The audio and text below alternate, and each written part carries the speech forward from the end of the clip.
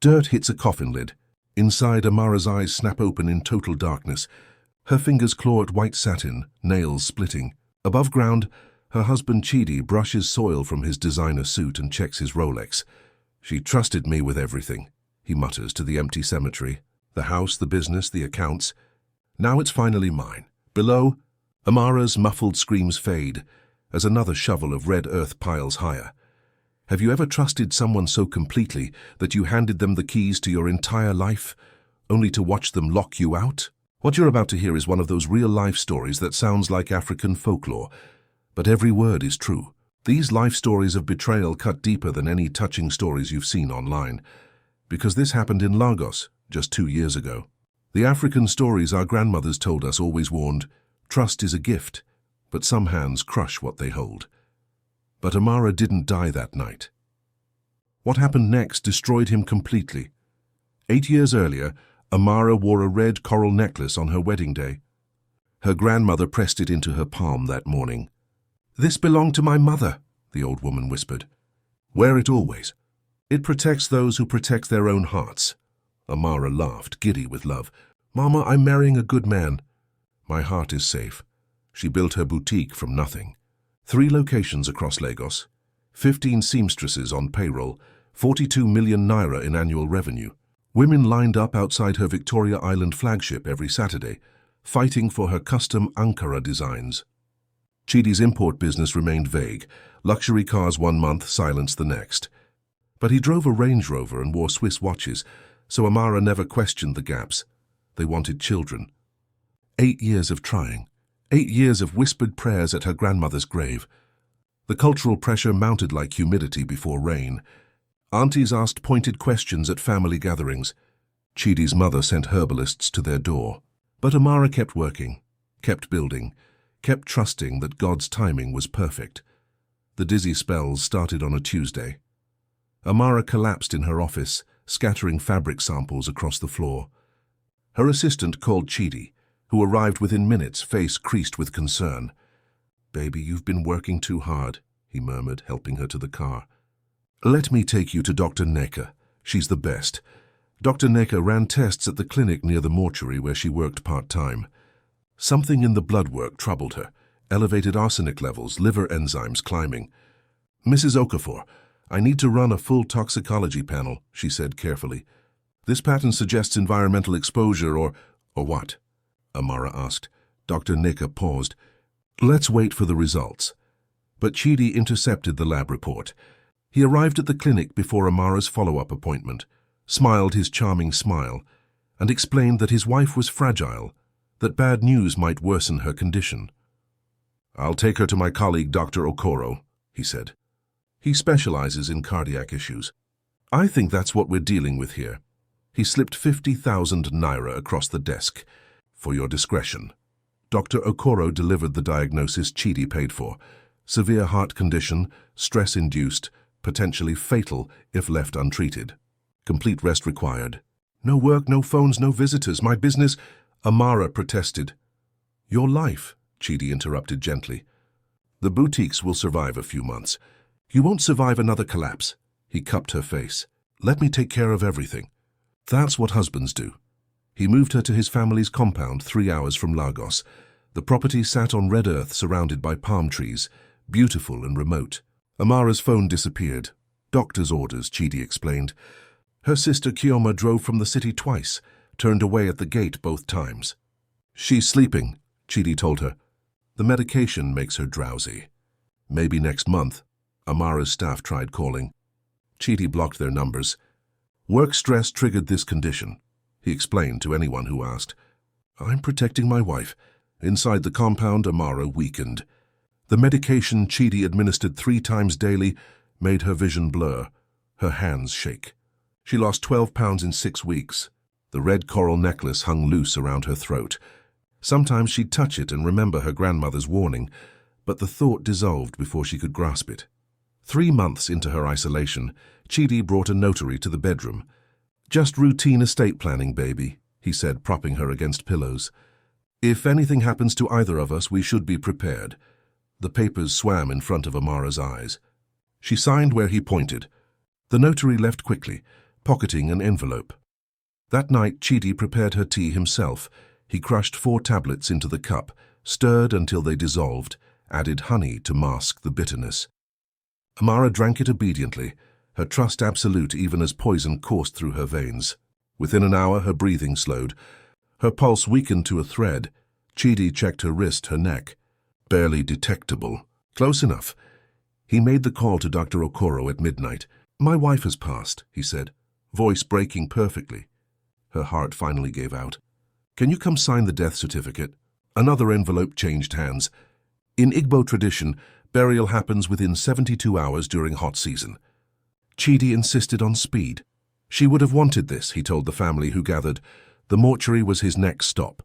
He found Dr. Neka on duty, the same woman who'd tried to help Amara months earlier. "I need her prepared quickly," Chidi said. "Closed casket. She suffered at the end. I don't want people to see her like that." He pulled out 500,000 naira in cash. "Skip the embalming. Just make her comfortable." Dr. Neka stared at the money. Something in her chest twisted.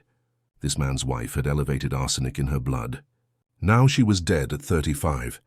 The bill sat between them like an accusation. "Just do it," Chidi said quietly. "Unless you want problems with the medical board about patient confidentiality breaches." Dr. Neka took the money. But she didn't embalm Amara's body.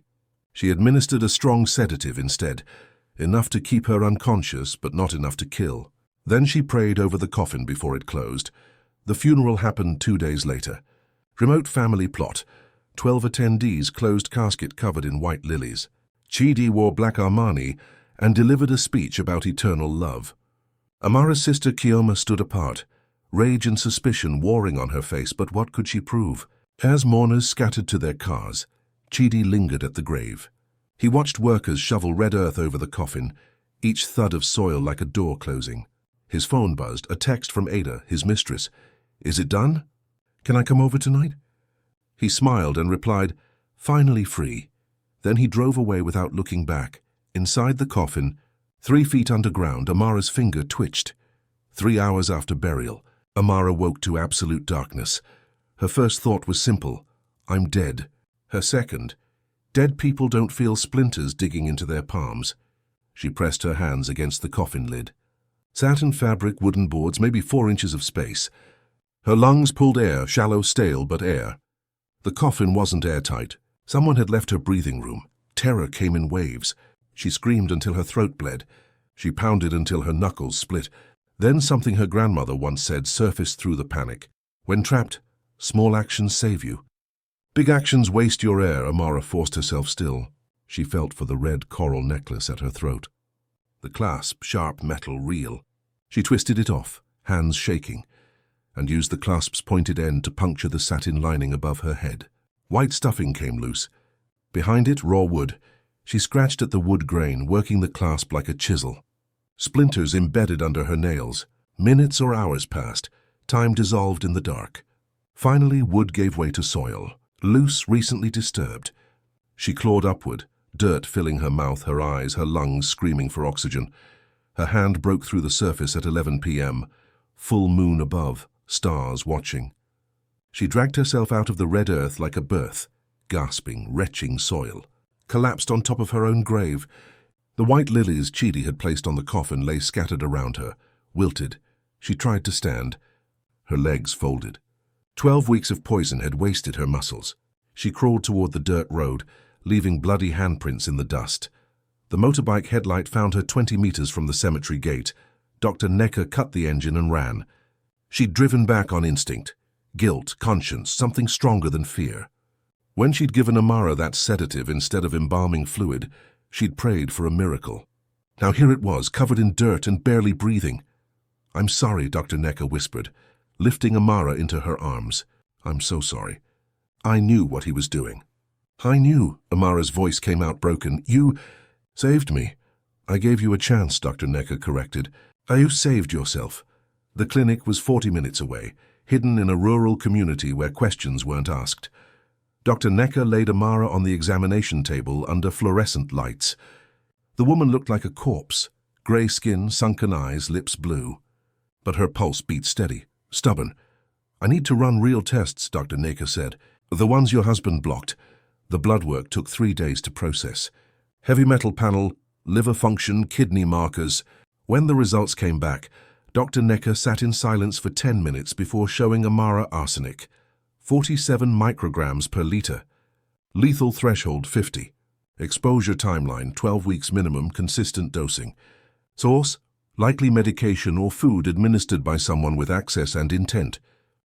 He poisoned you, Dr. Necker said quietly. Slowly, carefully, so it would look like natural heart failure. Amara stared at the numbers. 12 weeks. 3 months of her husband grinding death into her tea, her meals, her vitamins, while smiling, while kissing her forehead, while whispering "I love you" in the dark. Can you fix it? Amara asked. Chelation therapy, Dr. Necker explained. IV treatments to bind the arsenic, flush it from your system. 6 weeks, maybe 8. Your liver's damaged but functional. You'll recover. She paused. Physically, the treatments began that night. Clear fluid dripping into Amara's veins, pulling poison out molecule by molecule. She slept 14 hours a day. When she woke, she practiced moving, fingers, toes, walking 3 steps without collapsing. Small actions, her grandmother's voice in her head. Survive first. Plan later. On day 12, Dr. Necker brought a phone. Your sister's been calling every hospital in Lagos. I think it's time. Kioma answered on the first ring. Who is this? It's me, Amara said, silence. Then you're dead. I watched them bury you. Chidi buried me alive. I'm not dead.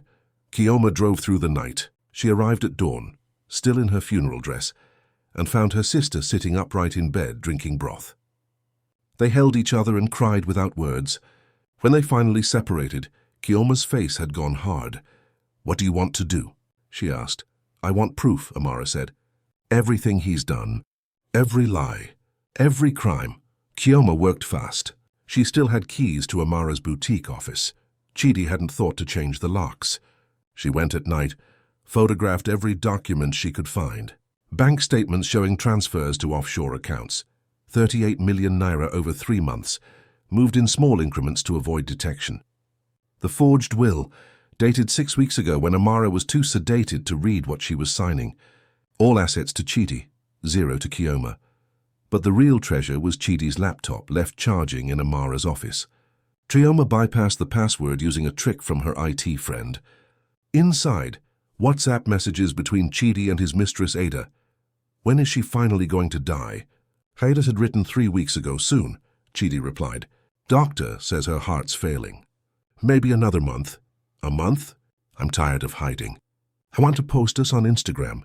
After the funeral, baby. Then we're flying to Dubai, first class. Kioma screenshot everything, backed it up 3 times. Then she found the bank account Chidi had opened in Ada's name.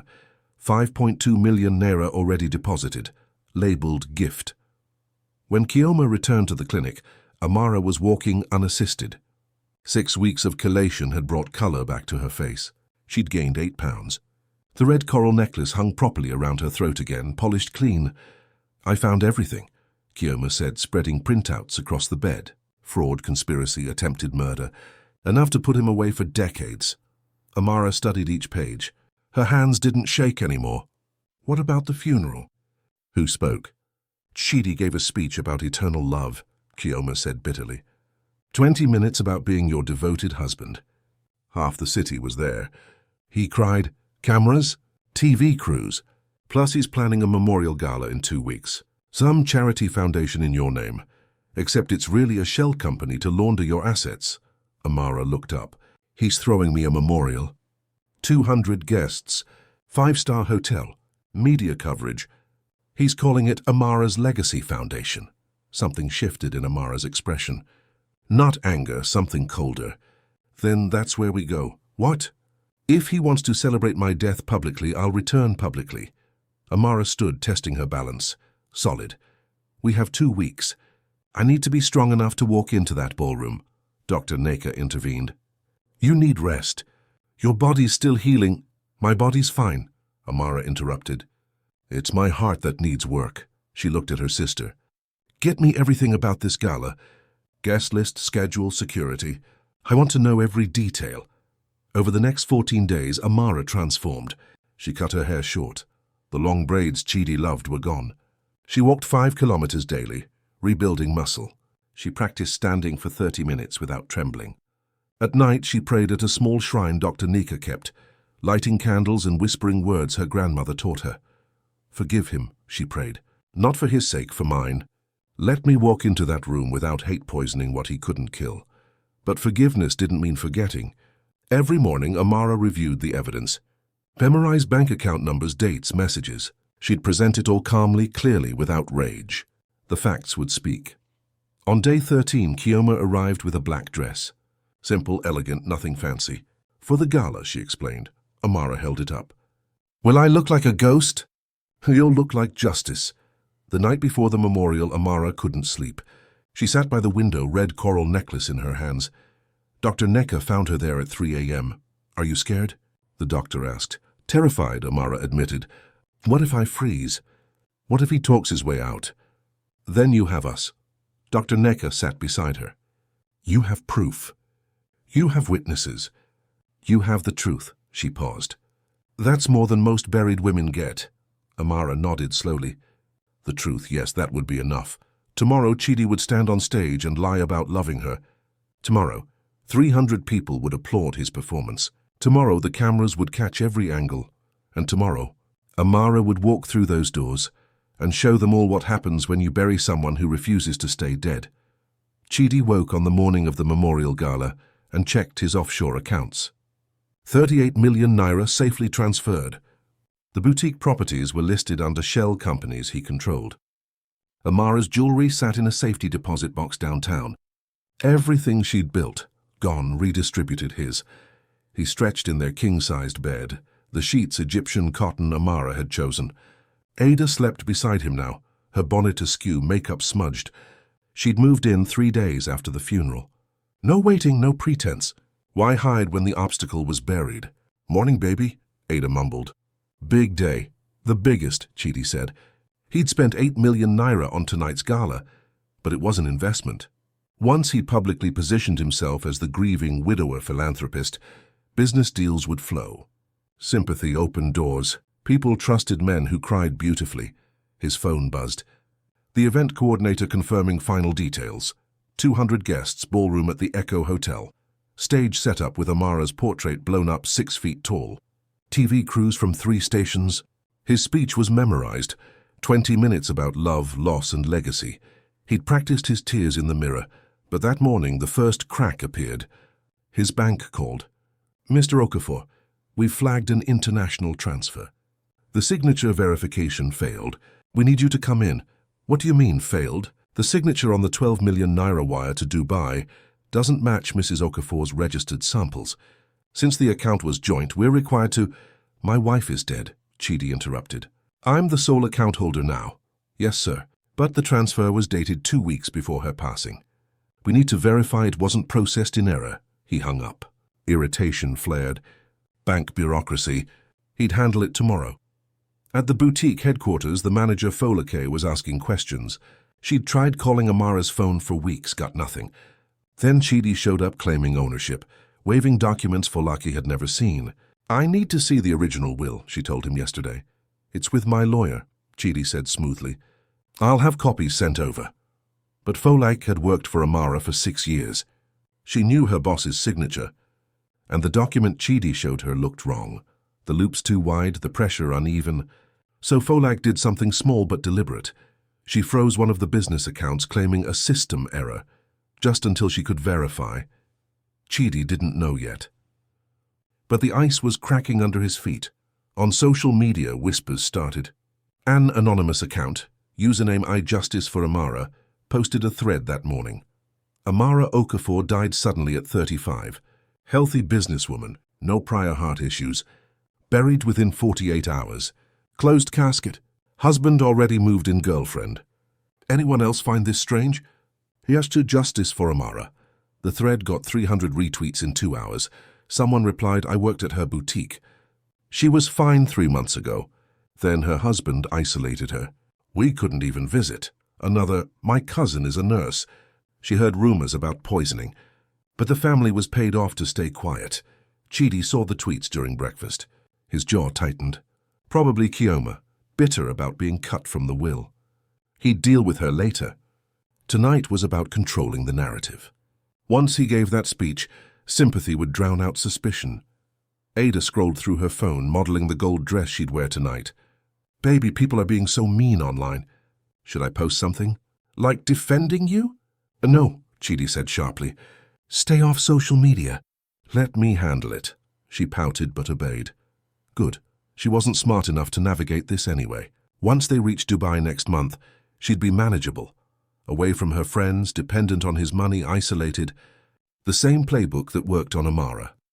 At the rural clinic, Amara stood in front of a mirror, adjusting her black dress. It fit perfectly. Kioma had her measurements right, but something felt off. Her stomach, usually flat, seemed slightly rounded. Bloated, maybe, from the medications. Dr. Neka knocked and entered. Ready? Almost. Amara turned sideways, frowning at her reflection. Do I look different to you? Dr. Neka studied her. You've gained healthy weight back. That's good. No, not that. Here. Amara touched her lower abdomen. It's probably nothing. Dr. Neka went very still. When was your last period? Amara paused, thinking back. The poisoning had disrupted everything. Her cycles stopped during the worst of it. But before that, 4 months ago, maybe 5, Amara. Dr. Neka's voice dropped. I need to examine you right now. 10 minutes later, Amara sat on the examination table, staring at the ultrasound screen. A tiny shape, curved like a cashew, pulsing with rhythm. Unmistakable. 13 weeks, Dr. Neka said quietly. The arsenic should have caused miscarriage, but the baby held on, somehow. Amara couldn't breathe. 13 weeks. She'd been pregnant when Chidi poisoned her. Pregnant when he signed the fake death certificate. Pregnant when he buried her alive. He'd tried to kill his own child. The realization hit like a fist. All those years praying for a baby. And when it finally happened, her husband turned it into a death sentence, not just for her, for their child. Does it? Amara's voice cracked. Is the baby okay?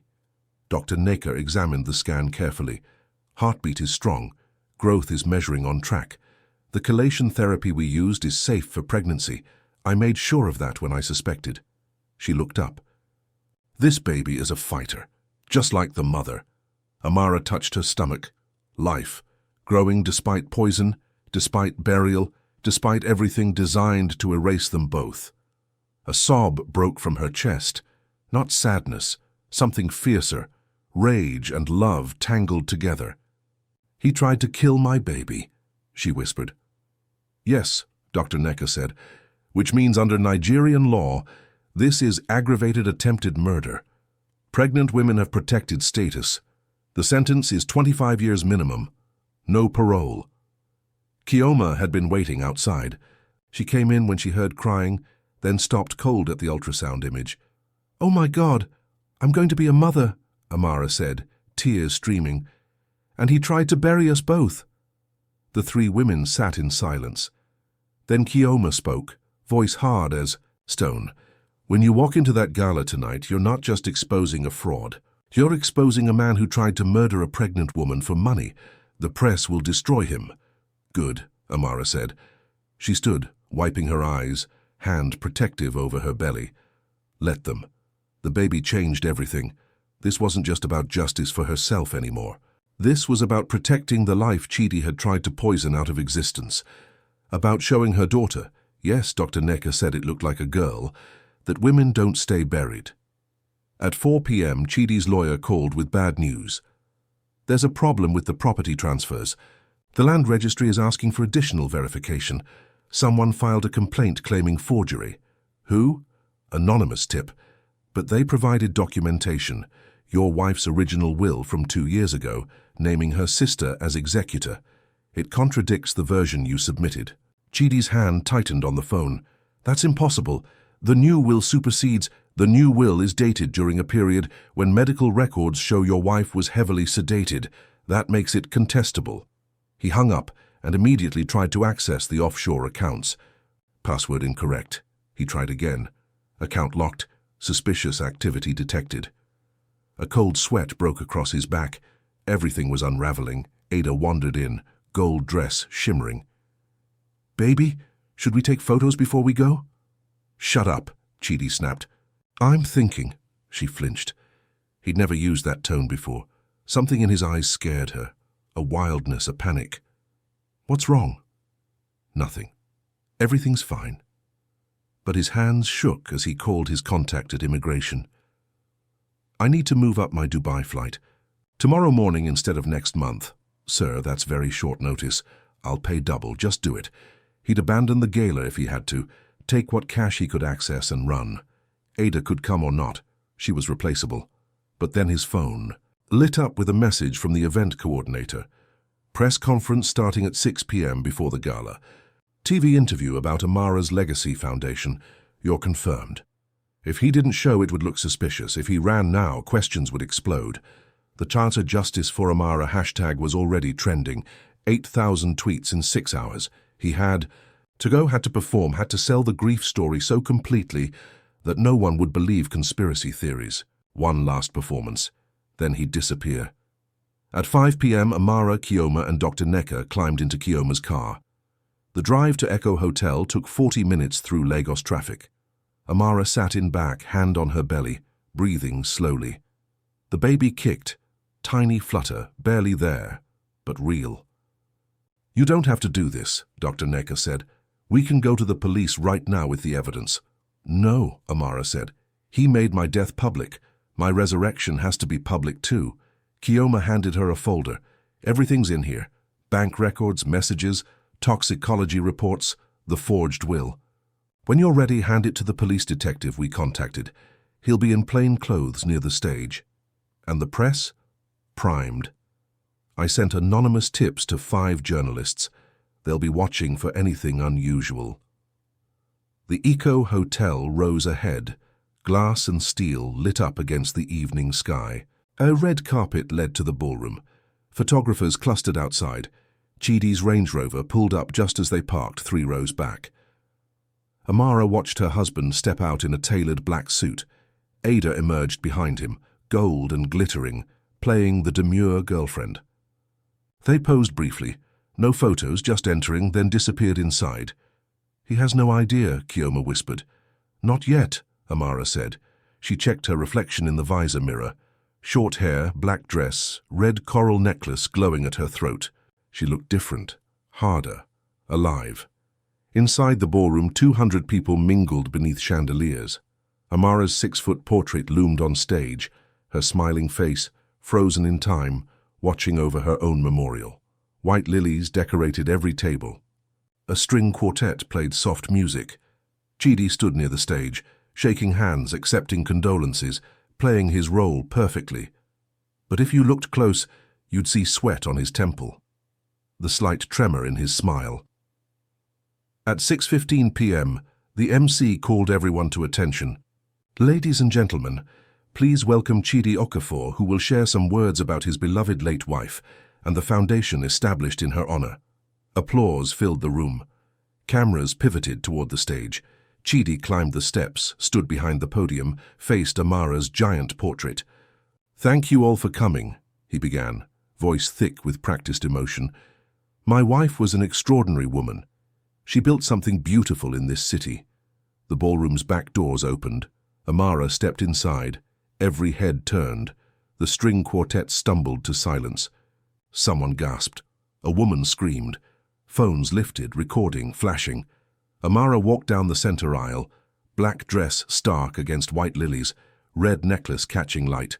Her pregnant belly, just barely visible, led the way. On stage, Chidi turned. His face went paper white. The microphone slipped from his hand, feedback screeching through speakers. "Hello, husband," Amara said, her voice carrying across the silent room. "I believe you've been throwing me a party." The silence in the ballroom stretched like pulled glass. 200 people frozen, phones raised, cameras rolling. Amara walked forward, each step deliberate, the click of her heels on marble the only sound. Chidi gripped the podium, his mouth opened. Nothing came out. "You look surprised," Amara said, stopping at the foot of the stage. "Did you think Red Earth could hold me?" A reporter near the front found her voice. "Mrs. Okafor, you're alive." Very much so. Amara turned to face the crowd. Though my husband tried extremely hard to change that.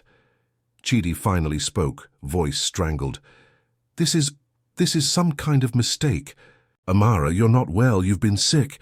I was sick, Amara agreed. Poisoned, actually, for 12 weeks, arsenic in my medication, administered by you. Gasps rippled through the ballroom. Cameras swung between Amara and Chidi, catching every angle. Someone started live streaming. Within seconds, 1,000 viewers became 10,000. That's insane, Chidi said, but his voice cracked. You had a heart condition. Dr. Okoro confirmed. Dr. Okoro, who you paid to falsify my diagnosis. Amara climbed the stage steps slowly, one hand resting on her barely visible belly. The same doctor who signed a death certificate for a woman who was still breathing? Chidi stumbled backward, his eyes locked on her stomach, then jerked away. He'd noticed. He knew. Dr. Neka emerged from the crowd, moving to the front. I'm Dr. Naka Obi, mortuary attendant at Ikeja Memorial. Mr. Okafor paid me 500,000 naira to skip embalming and rush the burial. Her voice carried, clear and damning. He wanted his wife buried alive while she was still sedated. I gave her a sedative instead of embalming fluid. That's the only reason she survived. The ballroom erupted. Shouts, questions, chaos. The MC tried to restore order and failed. Journalists pushed forward, microphones thrust toward the stage. Amara raised one hand. The crowd quieted, magnetized by her composure.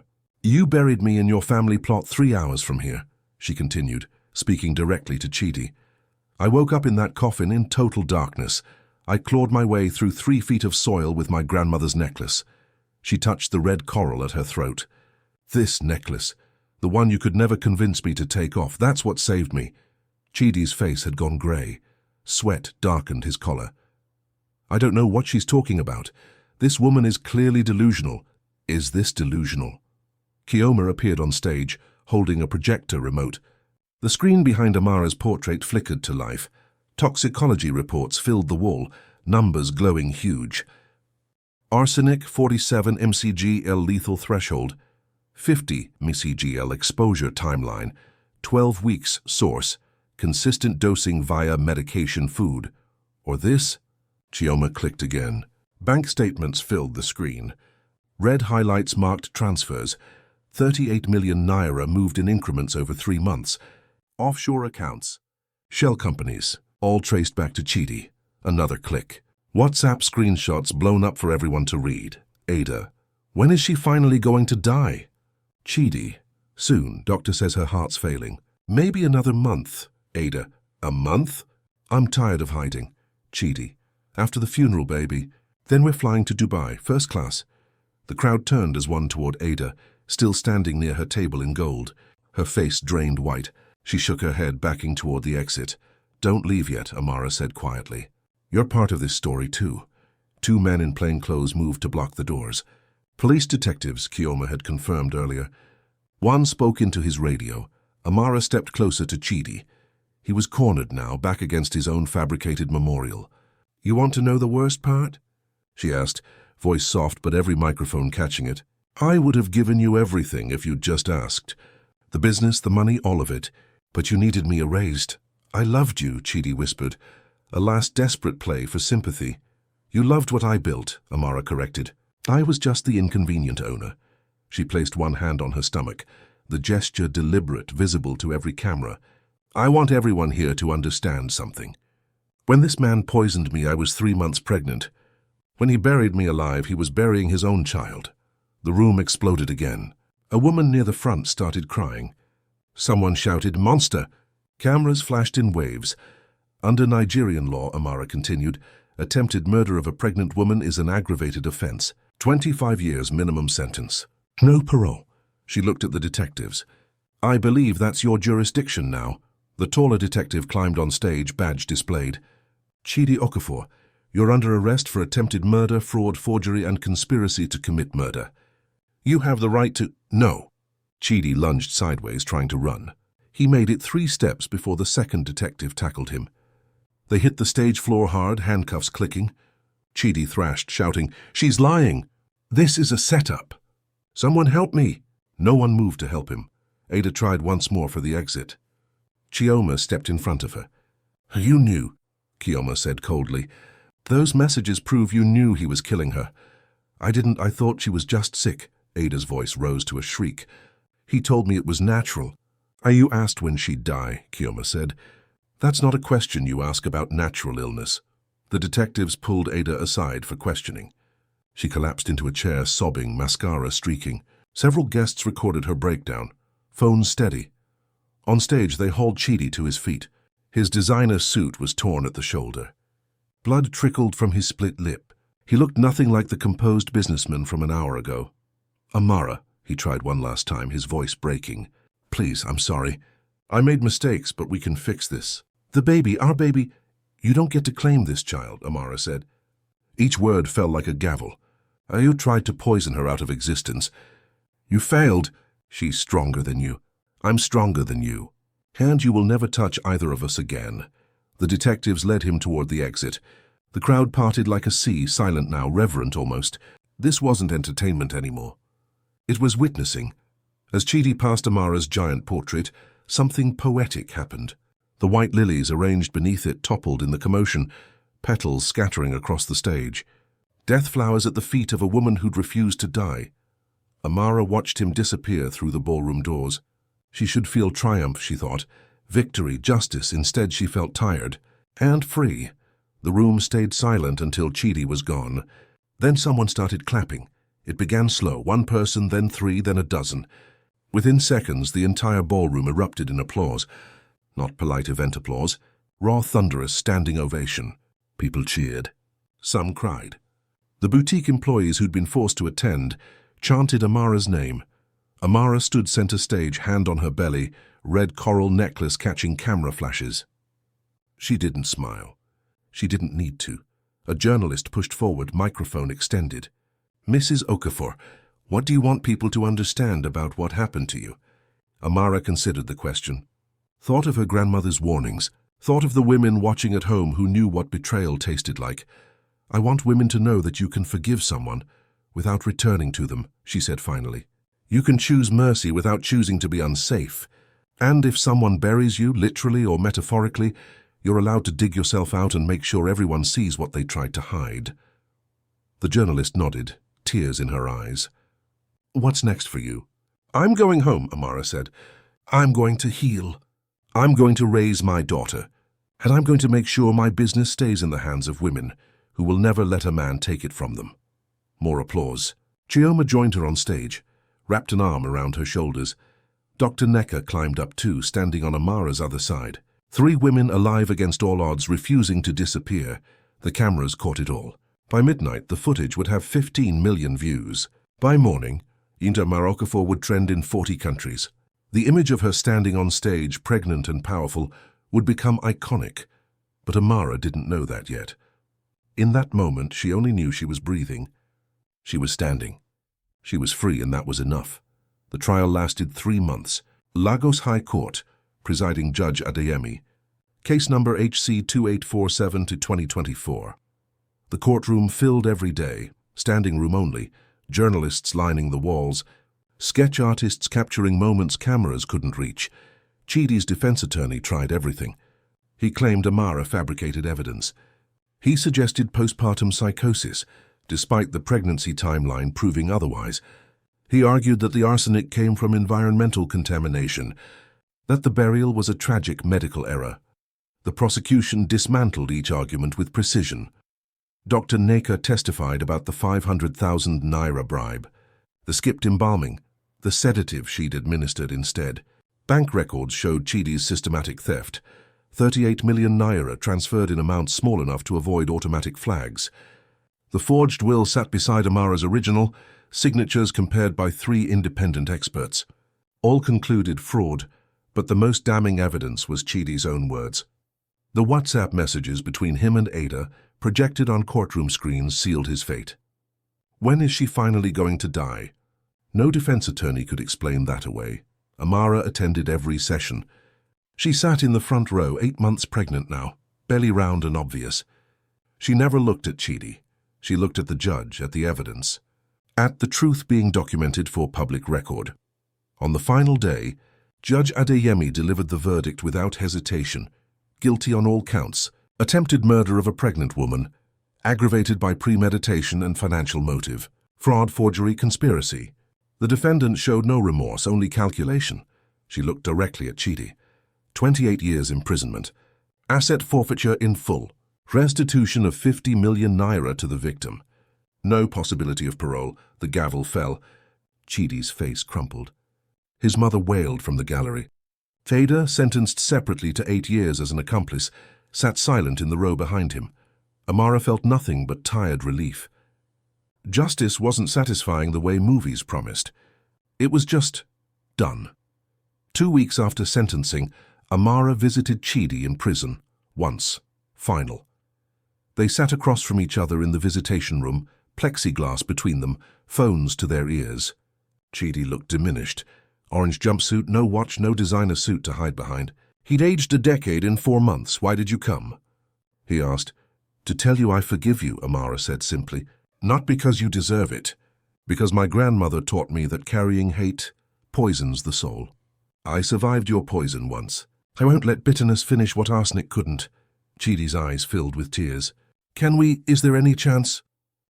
No, Amara interrupted, voice firm. I forgive you. But I will never forget, and you will never be part of my life or my daughter's life again. That's what boundaries are. Mercy without returning to danger. She hung up the phone and walked out. She never visited again. The divorce papers were finalized by the end of the month. Full custody, no contest. Chidi signed everything from his cell.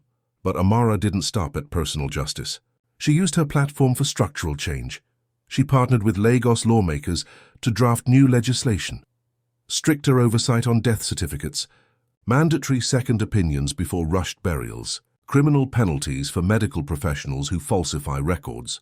The Amara Okafor Protection Act passed 8 months later with bipartisan support. She established a real foundation, not Chidi's fake shell company, but a genuine organization. The Survivors of Domestic Financial Abuse Support Network. It offered free legal aid, financial literacy courses, and safe housing for women escaping partners who weaponized money. Dr. Neka became the medical director. Chioma ran operations. At the boutique, Amara restructured everything. She converted the business into a worker cooperative, giving her 15 seamstresses equity and profit sharing. I learned the hard way, she told them at the restructuring meeting, that concentrating power in one person makes everyone vulnerable. We share this now. All of us. The women cried and hugged her and worked harder than ever. Phoenix Designs, the rebranded boutique, opened 4 new locations within a year. On a Sunday morning, 6 months after the trial, Amara stood at her grandmother's grave. Her daughter Chidinma, God writes her story, slept against her chest in a carrier, 10 weeks old, healthy, perfect. Amara placed a white lily on the headstone. You were right, Mama, she whispered. The necklace protected me. But more than that, you taught me that women who know their worth can't stay buried. We break through soil. We grow toward light. The baby stirred, made a small sound. Amara kissed her forehead, breathed in that new life smell. This child would grow up knowing her mother clawed out of a grave to give her a future. Would grow up understanding that forgiveness and strength aren't opposites. They're sisters. As Amara walked back to her car, the red coral necklace caught morning sun.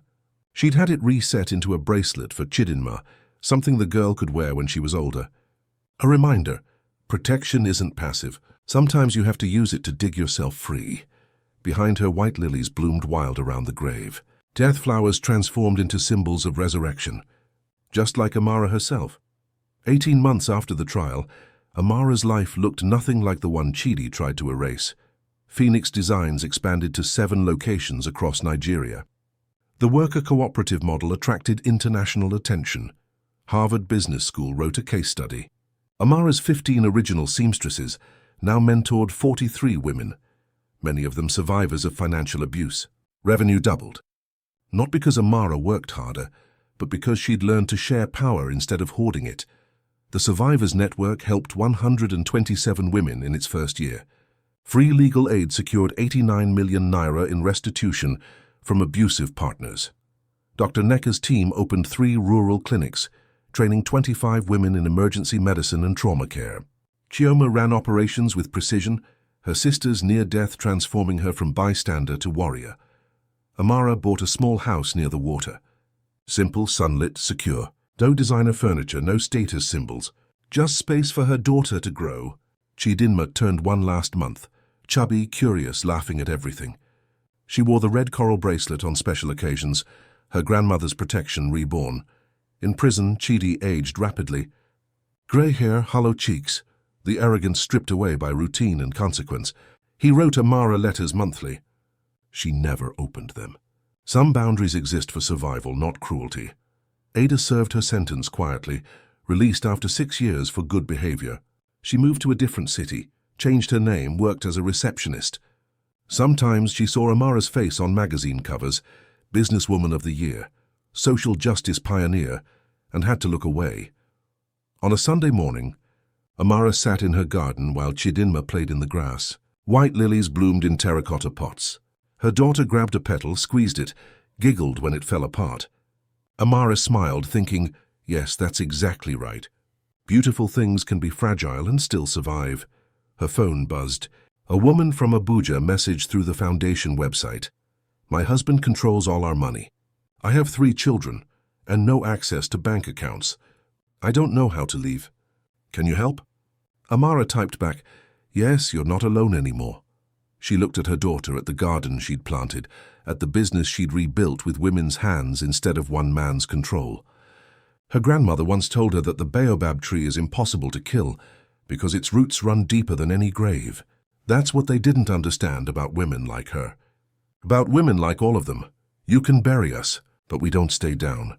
What would you do if the person you trusted most tried to erase you? Have you witnessed betrayal that deep or survived injustice that cut so close? These real-life stories of resilience matter. They're the touching stories that remind us we're not alone. The African stories our grandmothers told weren't just African folklore. They were warnings and blueprints.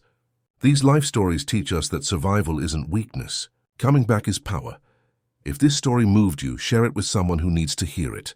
Comment below with your own story of survival. Your voice matters. Subscribe for more accounts of women who refuse to stay buried. Next week, the palace wife who poisoned the king's food taster and lived to rule.